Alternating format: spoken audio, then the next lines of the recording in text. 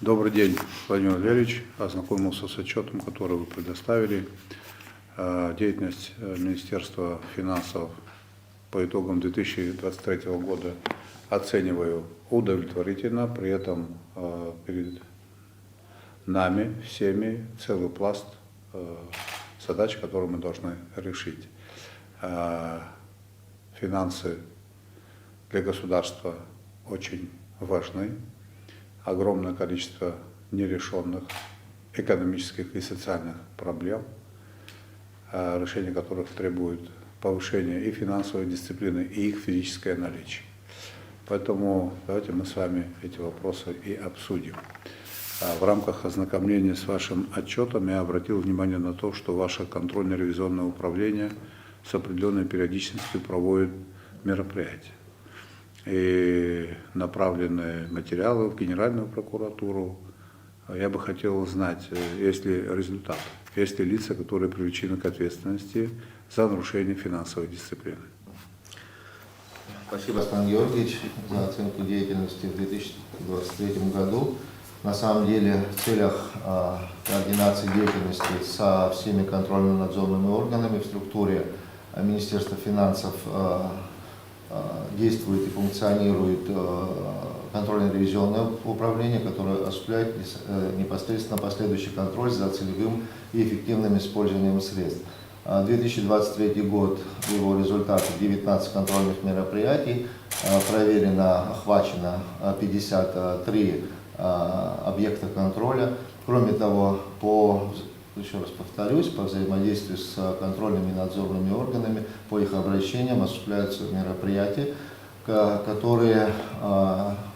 результаты которых направляются, соответственно, в Генеральную прокуратуру, органы государственной безопасности, органы внутренних дел. 2023 год было таких 7 наших мероприятий проведено и направлено в эти органы. По ним пока ведутся. Вот эта вот проблема, Да, она имеет отношение к деятельности, в том числе контрольной палаты, нарабатывается определенное количество материалов. По факту мы имеем нецелевое расходование финансовых средств, порой признаки хищения, и в конечном итоге очень мало должностных лиц, которые привлечены к ответственности. Есть такая проблема, надеюсь, вы с этим согласитесь. Не хотелось бы, чтобы это была такая пустопорожняя работа. Мы потом отдельно с вами чуть позже, я дам поручение соответствующему управлению в администрации президента, более детально изучим работу контрольно-ревизионного управления. Это первое, на что я хотел бы обратить внимание. Второе. В отношении социально незащищенных слоев нашего населения. Какая поддержка им была оказана из бюджета? В частности, из резервного фонда президента, резервного фонда правительства и других источников. Руслан Георгиевич, на самом деле по-прежнему остается приоритетными расходами не только республиканского бюджета, но и всей бюджетной системы социальные и социально значимые расходы государства, в числе которых, несомненно, поддержка незащищенных слоев населения, граждан, лиц, попавших в трудную жизненную ситуацию за счет средств различных источников. В частности, в 2023 году за счет средств резервного фонда президента и частично Кабинета министров была оказана такая помощь нашим гражданам в объеме 181 миллиона рублей. Получателями такой помощи стали 2011 человек. Я хотел бы особо отметить, что на протяжении 3 лет поддержка за счет средств резервного фонда президента с каждым годом растет. С каждым годом растет. Мы видим это по количеству обращений, видим по количеству граждан-получателей. Если в предыдущем году их было там 1600, то сегодня уже 2000 человек. То есть люди получают адресную и эффективную помощь. В большей части, если смотреть на характер обращения граждан, комиссия работает по этому поводу, естественно, больше связано с выездом за пределы Республики Абхазия на лечение. И это один из источников основных, емких проблем жителей, которых вы обращаете особое внимание. Естественно, реализуются меры по поддержке и в других направлениях, тоже за счет средств республиканского бюджета. Очень большие масштабные ресурсы направляются по линии здравоохранения. Там, конечно, кадровое обеспечение системы здравоохранения, 75 наших ребятишек учатся при вашей поддержке за счет средств бюджета в вузах Российской Федерации. Очень надеемся, что их обучение закончится успешно, и они встанут в ряды нашей системы здравоохранения. Аналогичная ситуация, несомненно, по лечению граждан.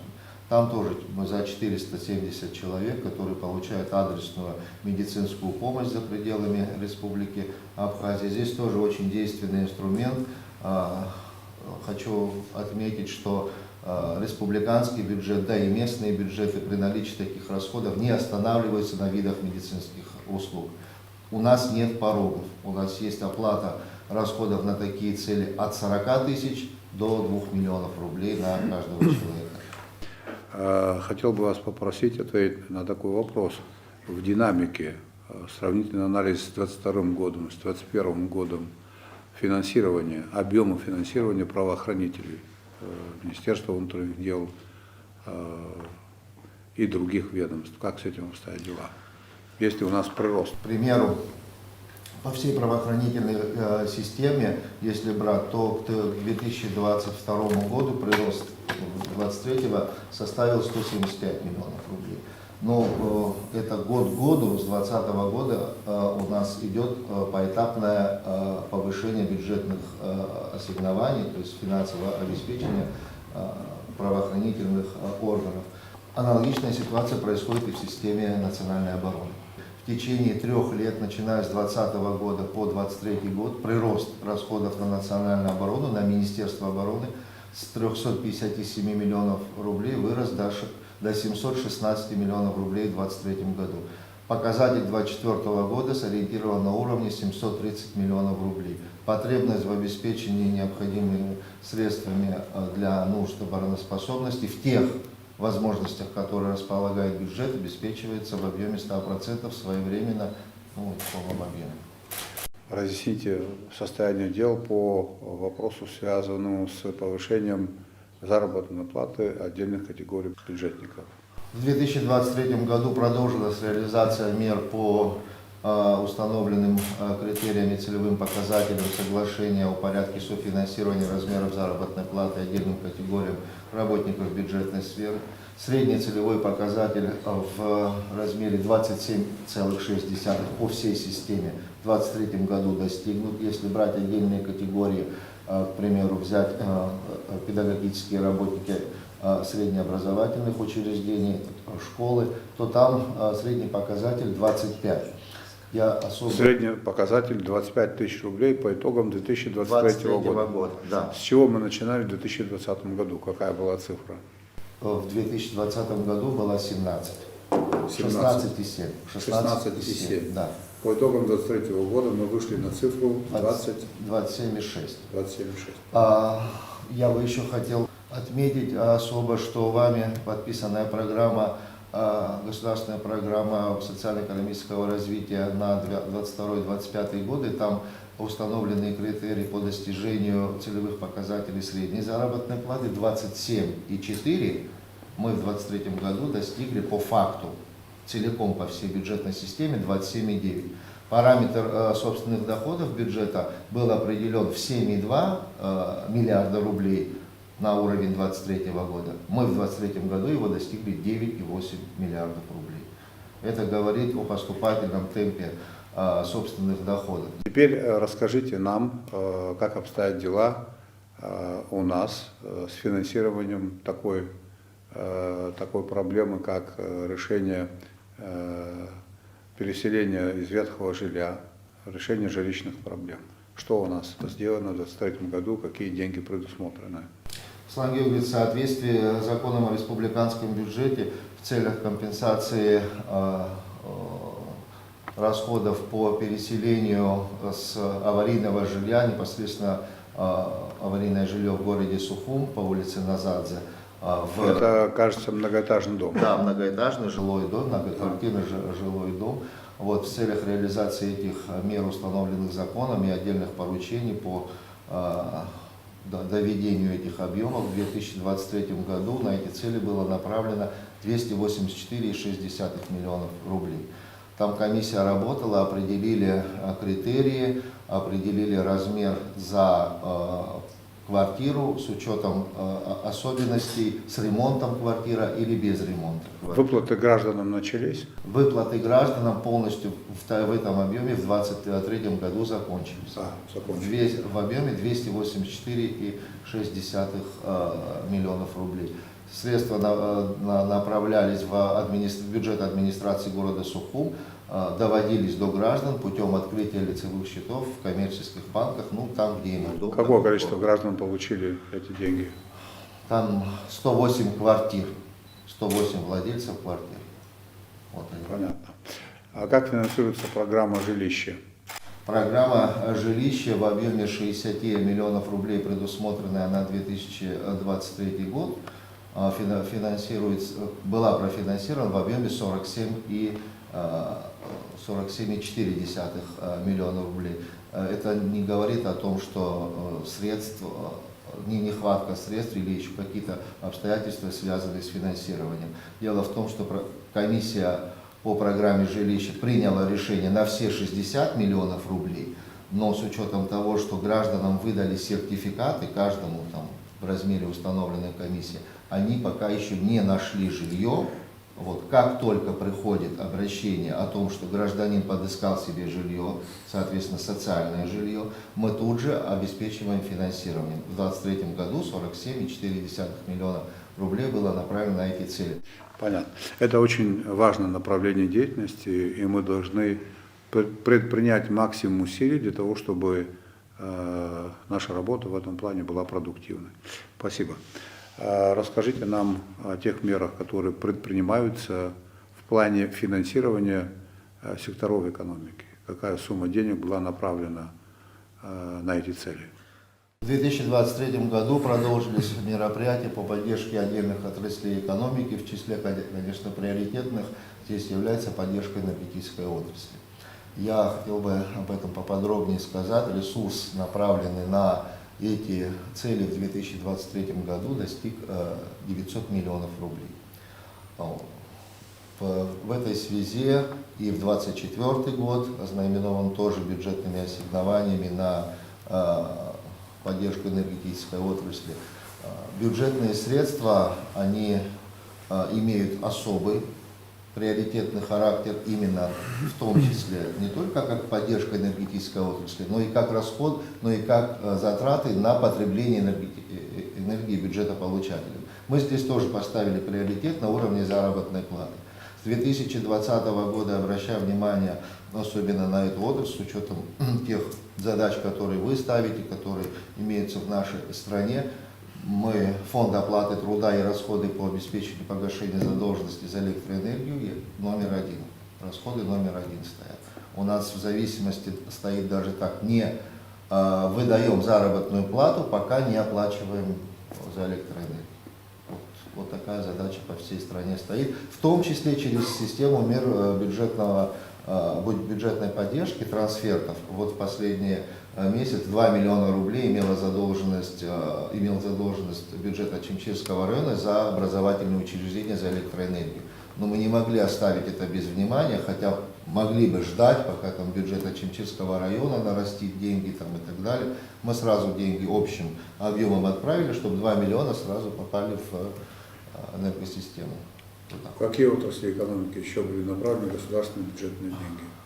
Еще были направлены деньги на реализацию мер развития сельского хозяйства в объеме 100 миллионов рублей и на поддержку субъектов предпринимательства, в частности, критерии там, малый и средний бизнес по отдельным направлениям, значит, 50 миллионов рублей. И там работают государственные комиссии, в числе которых находятся представители исполнительной власти, законодательной власти, в отдельных случаях и представители общественности. Теперь, подводя итог, по бюджету нашему государственному, по собственной доходной части бюджета.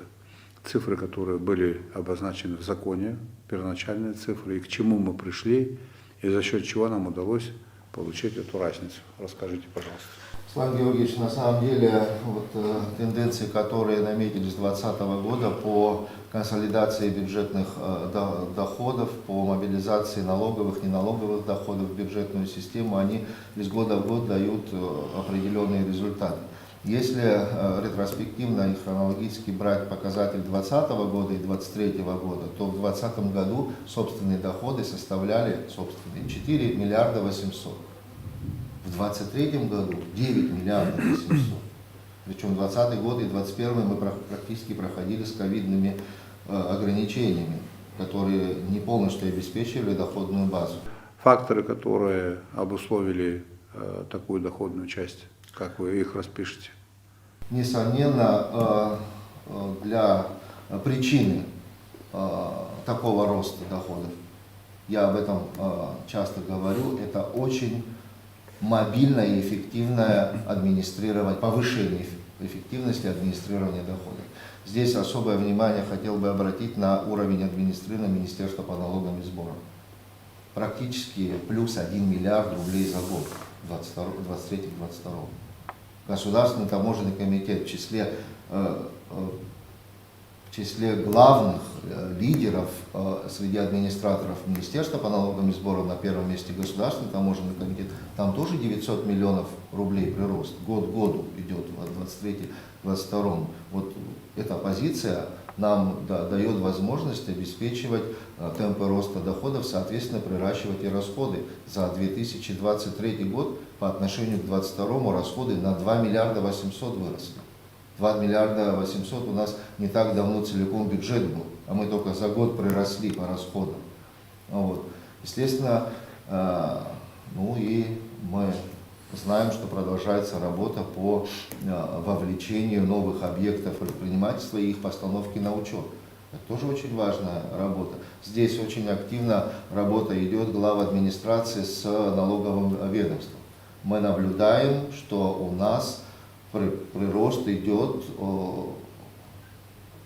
налогоплательщиков. Еще характерно отметить важность. Да? Мы говорим о том, что с 4 800 до 9 800 приросли, но здесь мы часто слышим, это инфляция. Да, инфляция тоже какой-то процент. Процентов 20. Да, не больше. Но я когда на эту тему меня спрашивают, или рассуждения идут на эту тему, ну и расходы, ребята, тоже выросли. Не бывают же только доходы. Да, вот еще очень важно, что доходы растут в тех условиях, когда не меняется налоговое законодательство. 30 лет не меняется налоговое законодательство. Я имею в виду, не устанавливаются новые налоги, не повышаются ставки действующих налогов. Вообще практически не изымается, не выбывают преференции, установленные 30 лет тому назад. Если откровенно говорить, в отдельных случаях они адресные. Ну там завуалированные, но адресные, монопольные. Вот. И в этих условиях мы обращаем внимание на налоговые системы и на то, как мобилизуют доходы другие страны. Там постоянно, динамично меняется законодательство. Курс взят у наших коллег в Российской Федерации, что налоговые льготы, преференции и иные особенности не должны носить постоянный характер. Посмотреть, что и как происходит, а потом. В нашем случае постоянный характер некоторые носят 30 лет. И как только начинает разговор подниматься об их изъятии, либо об ограничении, мы тут же получаем, сейчас не время, это не то, но потребность государства в расходах растет. Нельзя останавливаться на достигнутом, мы понимаем, надо двигаться вперед. Поэтому даже с учетом этих обстоятельств, из 4,8 до 9,8. Понятно, это, конечно же, результат слаженной работы и Министерства по налогам и сборам, Государственного таможенного комитета и руководителей на местах, глав администрации. Но тут, вне всякого сомнения, есть куда расти. Государственная казна, прежде всего, расходуется на нужды нашего государства и общества. Поэтому, конечно, будут те люди, которые будут такого рода действия критиковать. Наша с вами задача идти по обозначенному курсу курсу, который называется «Обеспечение экономического суверенитета нашего государства». Создание условий, при которых мы в финансовом плане будем самодостаточны. И все необходимые изменения, в том числе изменения нормативно-правовых актов, мы должны их прорабатывать грамотно и идти вперед. В связи с этим, вот недавно мы обсуждали вопрос, связанный с повышением ставок, акцизов на виноматериалы или приравненные к ним продукты. Вот такие решения должны быть очень продуманные. У нас в результате анализа, который проводится и вами, и Министерством по налогам и сборам, мы видим, что более чем 90% бюджета нашего государства формирует частный бизнес. Да. Мы должны тут найти золотую середину. Частный бизнес должен быть замотивирован в плане развития и роста, и государство должно получать ровно столько, сколько нужно для решения социальных и оборонных задач, которые находятся в ведении нашего государства. Поэтому тут надо брать пример у наших соседей в чем-то, оснащаться в техническом плане. Уровень администрирования должен быть повышен. Мы приняли закон о контрольно-кассовых аппаратах, правильно? И необходимо сделать так, чтобы этот закон работал. Наша задача – это обслуживание интересов нашего населения за счет роста экономических наших возможностей. Благодарю за работу. Финансовая дисциплина должна быть повышена. Ни один государственный рубль не может быть потрачен неэффективно. Надо обратить внимание на вопросы, связанные с государственными закупками. Ряд депутатов подготовили законопроект, надо посмотреть и принять его, адаптированный к нашим условиям, с тем, чтобы он решал проблемы, а не создавал путаницу, а решал проблемы.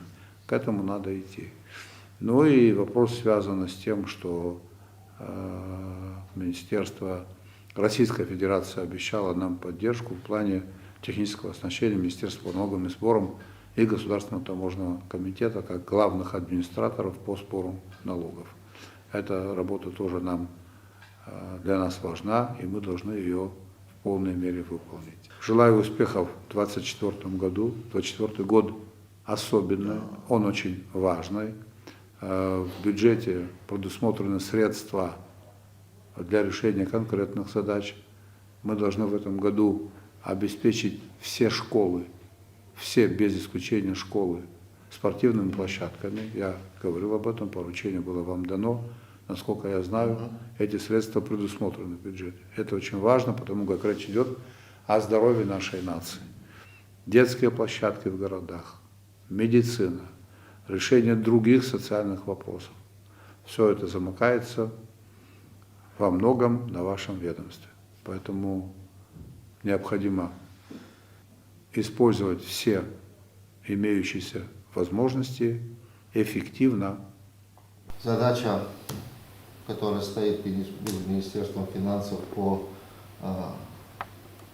укреплению финансовой дисциплины, повышению доходов, несомненно, является важной, ключевой, необходимой, и мы, Аслан Георгиевич, будем ее решать с более интенсивностью, чем в предыдущие годы. Задачи стоят амбициозные, 2024 год очень важный, приоритетные расходы никуда не исчезли, они обратно такие же, поэтому будем изыскивать ресурсы, необходимые возможности для обеспечения задач, которые возложены на государство.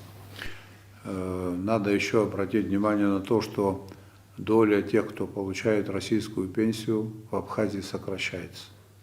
Соответственно, будет расти нагрузка на наш бюджет с тем, чтобы обеспечить хотя бы тот уровень платежей, который существует.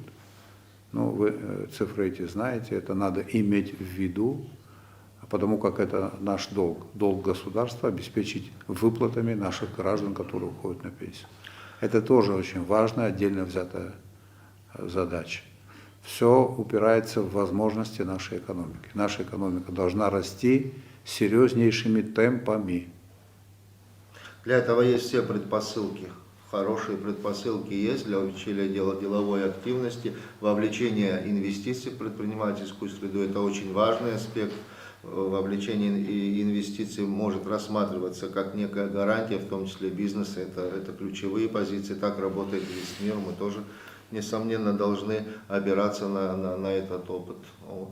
Что касается пенсионного обеспечения, Аслан Георгиевич, тоже характерно отметить, 2020 год, минус 110 миллионов рублей мы заходили, ковидное было время, 2 месяца не могли выплатить заработную плату. По итогам 2023 года пенсионный фонд, профицитные остатки 190 миллионов рублей.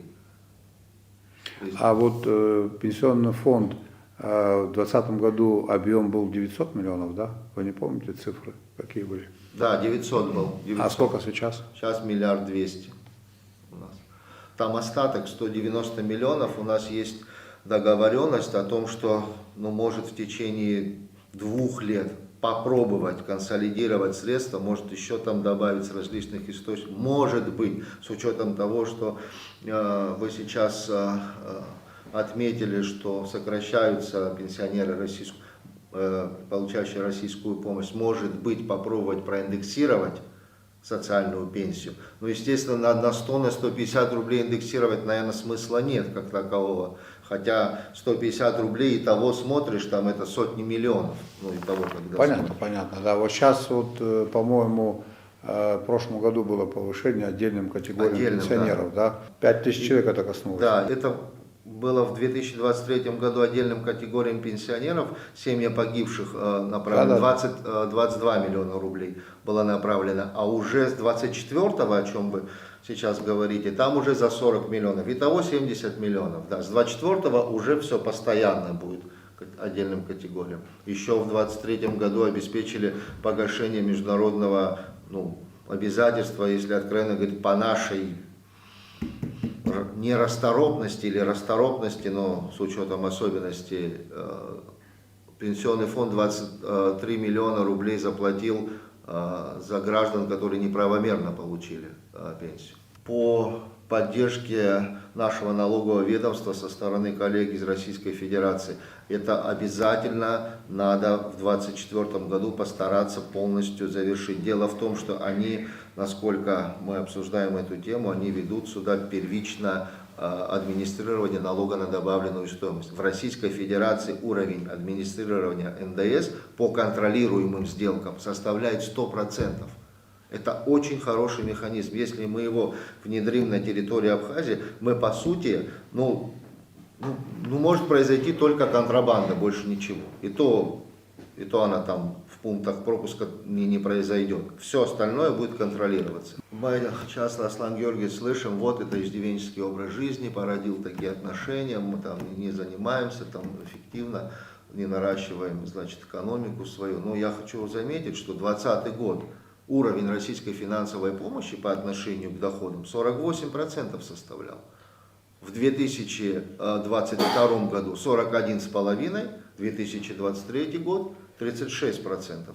Это не говорит о том, что российская помощь сокращается, это говорит о том, что рост доходов собственных имеет место. Понятно. Хорошо, спасибо. Спасибо, Аслан Георгиевич. Спасибо.